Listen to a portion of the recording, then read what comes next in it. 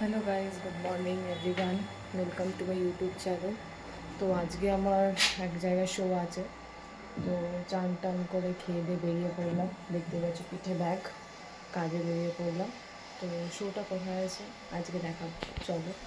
আর যা গরমটা পড়েছে, বাপরে বাপ। চলো। তো টই টই করতে করতে নাচের স্কুল চলে এলাম রেডি হতে। তো সবাই রেডি হতে বসেছে, আমিও গরমের মধ্যে রেডি হতে বসে গেলাম। তো আমি রেডি হয়ে যাওয়ার পর দেখে নাও আমার লুক, এটা আমার আজকের লুক ছিল। বেশ নিজের মতনই সাজলাম, বেশ আমার ভালোই লাগছে নিজের লুকটা। তোমাদের কেমন লাগলো আমি জানিও। আর সবাই রেডি হচ্ছিল বিধ্বস্তভাবে, কারোর ইচ্ছা করছিল নাচ করতে, বাট করতে হবে, কিছু করার নেই, এটা আমাদের পার্ট লাইফের।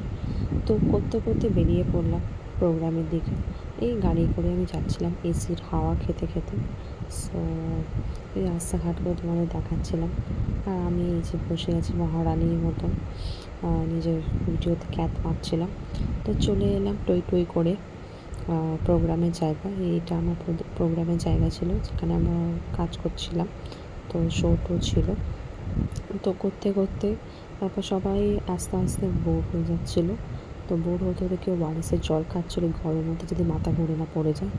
তারপর ওয়ারেসের জল খেতে খেতে প্রোগ্রাম করলাম। প্রোগ্রাম করার পর এই যে আমাদের ভিড়টা ছিল, অডিয়েন্স অনেক ক্যাপচার হয়েছিল, এতটাই অডিয়েন্স আমাদের প্রোগ্রামের সময় ছিল। আর উষা উত্তম এসেছিলো আমাদের প্রোগ্রামে, মানে আমাদের পারফরমেন্সের পরেই উষা উত্তমের পারফরমেন্স ছিল।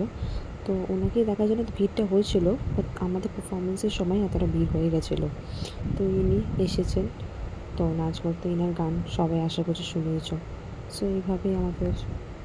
তো এখন বাড়ি ফিরছি রাত্রি, তো এখন বাজে 10টা, সাড়ে 10টা।